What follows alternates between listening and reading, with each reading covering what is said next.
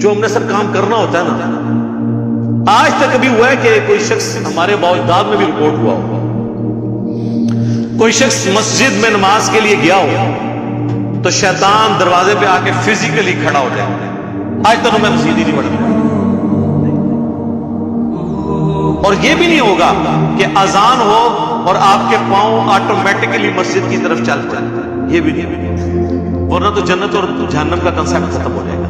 یہاں اللہ نے اختیار دیا, انا ہدیناہ السبیل اما شاکرا و اما کفورا. ہم نے تو ہدایت کا راستہ واضح کر دیا ہے, چاہو تو شکر گزاری کی روش اختیار کرو, خواہ نہ شکر.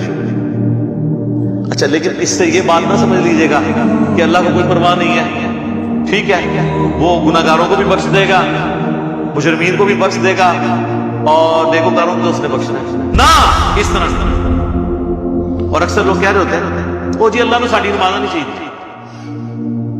استغفر, یہ بات آپ کیوں بولتے ہیں, یہ آپ کس کو بول رہے ہوتے ہیں؟ میری نماز تو نہیں کو پڑھ رہا, مجھے کیوں سنا رہے ہو؟ جس کی پڑھ رہے اس کو سناؤ.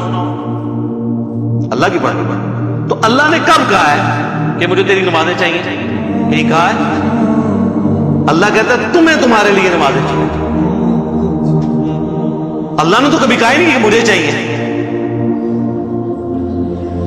اس فلسفے کو اللہ تعالیٰ نے سورہ الزمر میں بیان کیا ہے.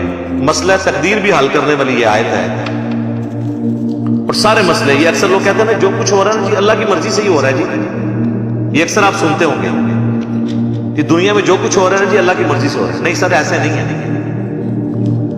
اللہ کی مرضی سے نہیں ہو رہا, اللہ کی اجازت سے ہو رہا ہے. اللہ کی مرضی ہے یہ کہ لوگ زنا کریں, اجازت ہے کہ کر لو. یہ نہیں ہوگا کہ جسم پہ فالج گرے, لیکن آخرت میں چھوڑوں گا نہیں. شراب پینی ہے پی لو, چمڑی اتار دوں گا. یہ نہیں ہوگا کہ شراب کی بوتل پکڑو تو ہاتھ پہ فالج گر پڑے, ایسے نہیں ہوگا. اجازت ہے, نیکی کرنی ہے کرو, برائی کرنی ہے کرو. مرضی نہیں ہے, مرضی یہی ہے کہ پیغمبروں کا راستہ اختیار. یہ فلسفہ جو ہے نا سورہ زمر میں بیان ہوا ہے, آیت نمبر 7. سر یہ 7 نمبر آیت کو آپ سارے اپنے قریبی لوگوں کو سنائیں, اپنے آفیسز میں سنائیں, اپنے دوستوں کو, گھر والوں کو. ان تکفروا فإن اللہ غنی عنکم. دیکھو اگر تم اللہ کا کفر کرو گے, ناشکری کی زندگی گزارو گے, تو یاد رکھنا اللہ بے پرواہ ہے, اللہ کو کوئی فرق نہیں پڑے گا. لیکن اس کا یہ مطلب بھی نہیں ہے کہ اللہ کو نہیں فرق پڑا تو اللہ تعالیٰ چھوڑ دے گا. نہیں, ولا يرضى لعباده الكفر. لیکن میں کبھی راضی نہیں ہوں اس بات پہ کہ کوئی میری ناشکری کرے, میری نافرمانی کرے, میرا کفر کرے. وَإِن تَشْكُرُوا يَرْضَهُ لَكُمْ. اور اگر تم شکر گزاری کی روش اختیار کرو گے, یعنی اللہ کے تابع فرمان رہو گے, تو یہ اللہ تعالیٰ تم سے پسند کرتا ہے. وَلَا تَزِرُ وَازِرَةٌ وِزْرَ أُخْرَىٰ. کوئی جان دوسری جان کا بوجھ نہیں اٹھائے گی. ہر شخص نے اپنے اعمال کا جواب دہ خود ہونا ہے. ثُمَّ إِلَىٰ رَبِّكُمْ مَرْجِعُكُمْ. اس کے بعد تمہیں لوٹ کر تمہارے رب کی طرف جانا ہے.